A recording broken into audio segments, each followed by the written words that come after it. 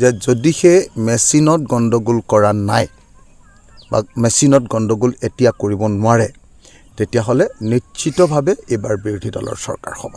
যে বিজেপিয়ে গুজৰাট, হাৰিয়ানা, মধ্যপ্ৰদেশ, দিল্লী এইবিলাক ঠাইৰ পৰা কিছুমান এক্সপাৰ্ট আনিছে।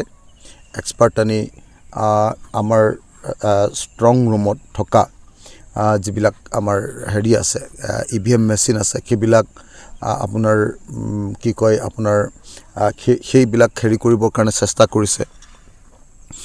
আপোনাৰ ষ্ট্ৰং ৰুমৰ EVM বিলাক হেক কৰিবৰ কাৰণে চেষ্টা কৰিছে। সেইকাৰণে বিজেপিৰ অসমৰ মুখ্যমন্ত্ৰী ডাঙৰীয়া আপোনালোকে দেখিছে উন্মাদৰ দৰে হৈ পৰিছে। কেতিয়াবা সংবাদ মাধ্যমক ডাইৰেক্টলি আক্ৰমণ কৰিছে, প্ৰতিদিন টাইম, প্ৰতিদিন গোষ্ঠী, DY365, BBCৰ নিচিনা ইণ্টাৰনেশ্যনেল চেনেল, লালন টপৰ নিচিনা ভাৰতবৰ্ষৰ আটাইতকৈ পপুলাৰ চেনেল, এইবিলাকৰ ওপৰত যি ধৰণে আক্ৰমণ কৰিছে এইবিলাকে প্ৰমাণ কৰিছে যে অসমৰ মুখ্যমন্ত্ৰী অস্থিৰ হৈ গৈছে। যি ধৰণে অসমৰ মুখ্যমন্ত্ৰীয়ে সংবাদ মাধ্যমৰ ওপৰত আক্ৰমণ কৰিছে, যি ধৰণৰ অশিষ্ট আচৰণ কৰিছে, যি ধৰণে সংবাদ মাধ্যম সম্পৰ্কে কটু মন্তব্য প্ৰকাশ কৰিছে আৰু অসমীয়া প্ৰতিদিনৰ লখিমপুৰৰ কাৰ্যালয়ত আক্ৰমণ কৰিছে, এই গোটেই ঘটনাটোক আমি ৰাইজৰ দলে নিন্দা কৰিছোঁ আৰু অসমৰ মুখ্যমন্ত্ৰীক শান্ত হ'বৰ কাৰণে আহ্বান জনাইছোঁ। আচলতে অসমৰ মুখ্যমন্ত্ৰীয়ে ভবাই নাছিলে যে তেওঁ 2026 চনৰ নিৰ্বাচনত ইমান বেছি প্ৰত্যাহ্বানৰ সন্মুখীন হ'ব। আচলতে অসমৰ মুখ্যমন্ত্ৰীয়ে ভাবি আছিলে যে বিৰোধী দল এইবাৰ শূন্য হৈ যাব, বিৰোধী দলৰ অৱস্থা বেয়া হ'ব। কিন্তু আমি এতিয়া স্পষ্ট ভাষাৰে ক'ব খোজোঁ যে যদিহে মেচিনত গণ্ডগোল কৰা নাই বা মেচিনত গণ্ডগোল এতিয়া কৰিব নোৱাৰে তেতিয়াহ'লে নিশ্চিতভাৱে এইবাৰ বিৰোধী দলৰ চৰকাৰ হ'ব। কংগ্ৰেছ, ৰাইজৰ দল, জাতীয় পৰিষদ আৰু বামপন্থী দল আৰু APHLC আমি আটাইখিনিয়ে মিলি 70ৰ পৰা 80খন আসন লাভ কৰিম বুলি মই নিশ্চিত আছোঁ। সেইকাৰণে এই মুহূৰ্তত মই আপোনালোক সকলোকে আহ্বান জনাইছোঁ, সকলো ৰাইজ, যিসকল পৰিৱৰ্তনকামী ৰাইজ, যিসকলে হিমন্ত বিশ্ব শৰ্মা আৰু বিজেপি চৰকাৰখনৰ স্বৈৰতন্ত্ৰৰ বিৰোধিতা কৰে, যিবিলাকে অসমত বাক স্বাধীনতা পুনৰ ঘূৰাই অনাটো বিচাৰে, যিসকলে অসমত গণতন্ত্ৰ প্ৰতিষ্ঠা হোৱাটো বিচাৰে, যিসকলে অসমৰ সুস্থ গণতান্ত্ৰিক স্বাধীন বাতাবৰণ এটা বিচাৰে, মই তেওঁলোকক সকলোকে হাতযোৰ কৰি অনুৰোধ কৰিছোঁ, আপোনালোক সকলোৱে ৱাৰ ৰুমবিলাক কি কয় আপোনাৰ আমাৰ ষ্ট্ৰং ৰুমবিলাক আপোনালোকে সকলোৱে প্ৰটেকশ্যন দিয়ক। ষ্ট্ৰং ৰুমবিলাক আমি সকলোৱে সাৱধানেৰে এতিয়া সুৰক্ষিত কৰা দৰকাৰ। আমি শুনিছোঁ যে বিজেপিয়ে গুজৰাট, হাৰিয়ানা, মধ্যপ্ৰদেশ, দিল্লী এইবিলাক ঠাইৰ পৰা কিছুমান এক্সপাৰ্ট আনিছে।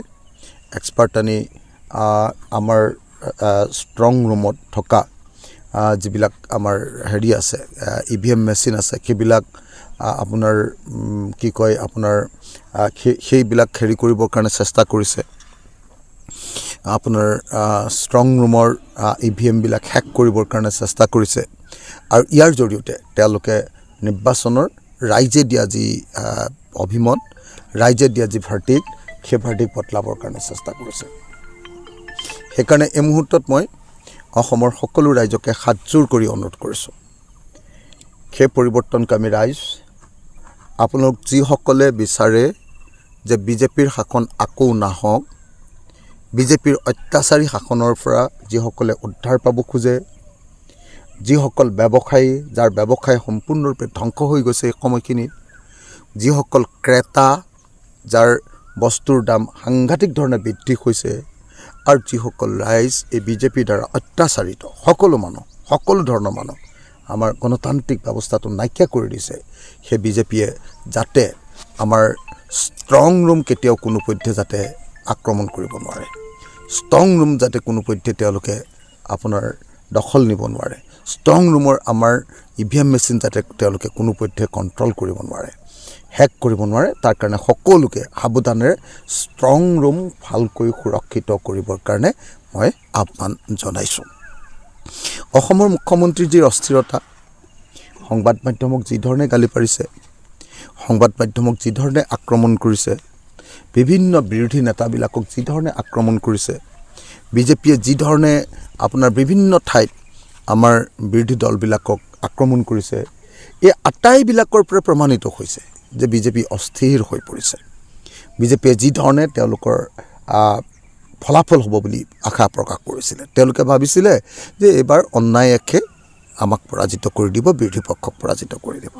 হয়, এটা কথা খাটাং যে বিজেপিৰ সাংগঠনিক শক্তি আমাতকৈ বেছি আছিলে, কিন্তু সাংগঠনিক শক্তি বিজেপিৰ বেছি থকাৰ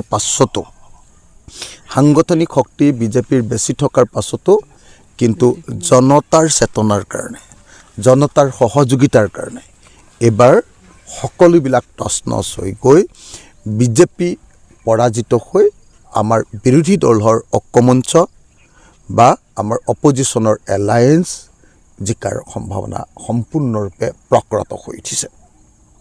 সেইকাৰণে বিজেপিৰ অসমৰ মুখ্যমন্ত্ৰী ডাঙৰীয়া আপোনালোকে দেখিছে উন্মাদৰ দৰে হৈ পৰিছে। কেতিয়াবা সংবাদ মাধ্যমক ডাইৰেক্টলি আক্ৰমণ কৰিছে, প্ৰতিদিন টাইম, প্ৰতিদিন গোষ্ঠী, DY365, BBCৰ নিচিনা ইণ্টাৰনেশ্যনেল চেনেল, লালন টপৰ নিচিনা ভাৰতবৰ্ষৰ আটাইতকৈ পপুলাৰ চেনেল, এইবিলাকৰ ওপৰত যি ধৰণে আক্ৰমণ কৰিছে, এইবিলাকে প্ৰমাণ কৰিছে যে অসমৰ মুখ্যমন্ত্ৰী অস্থিৰ হৈ গৈছে, তেওঁ মানসিক ভাৰসাম্য হেৰুৱাই পেলাইছে আৰু তেওঁ ক্ষমতাৰ পৰা বিতাড়িত হ'ম বুলি ভাবি তেওঁ অস্থিৰ হৈ গৈছে। কাৰণ তেওঁ জানে যে তেওঁ ক্ষমতাৰ পৰা যদি বিতাড়িত হ'বলৈ হয়, অসমত আটাইতকৈ বিপদ হ'বলগীয়া মানুহজন হিমন্ত বিশ্ব শৰ্মা। সেইকাৰণে অসমৰ মুখ্যমন্ত্ৰীৰ এই অস্থিৰতাই প্ৰমাণ কৰিছে যে আচলতে এইবাৰ বিজেপি ক্ষমতাৰ পৰা বিতাড়িত হ'ব, এইবাৰ বিৰোধী ঐক্যমঞ্চই চৰকাৰ গঠন কৰিব।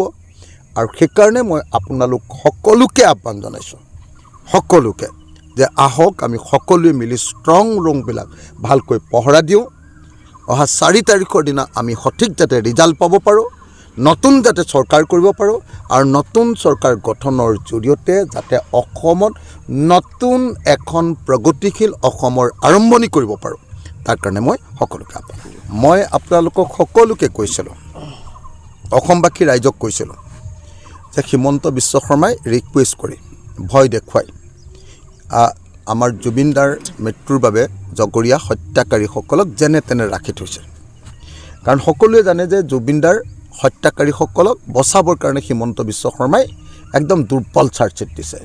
সেই যি দুৰ্বল চাৰ্জশ্বিট দিছে, সেই দুৰ্বল চাৰ্জশ্বিটৰ পৰা কাৰণে আজি শ্যামকানু মহন্ত, সিদ্ধাৰ্থ শৰ্মা, যিমানবিলাক মানুহ আছে তেওঁলোকে বাচি যোৱাৰ পূৰ্ণ সম্ভাৱনা আছে। কিন্তু যিহেতু তেওঁলোকে বেইল বিচাৰিলেই বেইল পাব, কেছটো দুৰ্বলকৈ বনালে, গতিকে কি কৰিছে যে হিমন্ত বিশ্ব শৰ্মাই ৰিকুৱেষ্ট কৰি ভয় খুৱাই দম দি যেনে তেনে তেওঁলোকক নিৰ্বাচনৰ আগত বেইল মাৰিবৰ কাৰণে বাৰণ কৰিছিলে। মই কৈছিলোঁ যে যিদিনা নিৰ্বাচন শেষ হ'ব সেইদিনাই তেওঁলোকে বেইল মাৰিব, বেইল পেটিশ্যন দিব। সঁচাকৈ জামিন আবেদন তেওঁলোকে লগে লগে দিলে। মোৰ কথাটো 100% শুদ্ধৰূপে প্ৰমাণিত হ'ল আৰু মই আপোনালোকক গেৰাণ্টি দি কৈছোঁ যে তেওঁ বেইলো পাব। কাৰণ গোচৰটো যিখন চাৰ্জশ্বিট, সেই চাৰ্জশ্বিটখন অত্যন্ত দুৰ্বলকৈ বনাইছে, তেওঁলোকে বাচি যাব পৰাকৈ বনাইছে, অপৰাধীসকল ওলাই যাব পৰাকৈ বনাইছে। আৰু সেইকাৰণে মই ভাবোঁ যে এতিয়া আপোনালোকে নিশ্চিন্ত হৈ থাকিব পাৰে যে সিদ্ধাৰ্থ শৰ্মা, শ্যামকানু মহন্ত বা অন্যান্য যিসকল অপৰাধী, সেই অপৰাধীসকলে বাচি যাব। সেইকাৰণে অহা 4 তাৰিখে যদি চৰকাৰ আমাৰ হয়, চৰকাৰ যদি আমি বনাব পাৰোঁ, তেতিয়াহ'লে আমি আপোনালোকৰ প্ৰতিশ্ৰুতি দিছোঁ 4 তাৰিখলৈ যদি ৰৈ যায়, তেতিয়াহ'লে 4 তাৰিখৰ পাছতে আমি চাৰ্জশ্বিট নতুনকৈ দিম, চাৰ্জশ্বিটৰ ছেকেণ্ড পাৰ্টটো দিম আৰু ছেকেণ্ড পাৰ্টটো দি প্ৰকৃত যিটো এনকুৱাৰী, সেই এনকুৱাৰীটো আৰম্ভ কৰি দিম। আৰু মই কথা দিছোঁ আপোনালোকক 3 মাহৰ ভিতৰত নতুনকৈ চাৰ্জশ্বিট দিয়া হ'ব।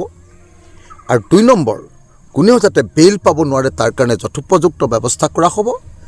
আৰু চাৰ্জশ্বিট দিয়াৰ 6 মাহৰ ভিতৰত ডে টু ডে হিয়াৰিং কৰি, ডেডিকেটেড হিয়াৰিং কৰি আমি জুবিনদাৰ মৃত্যুৰ কাৰণে জগৰীয়া হত্যাকাৰীসকলক, অভিযুক্তসকলক তেওঁলোকে যাতে যাৱজ্জীৱন কাৰাদণ্ডৰে দণ্ডিত হয় তাৰ ব্যৱস্থা গ্ৰহণ কৰিম।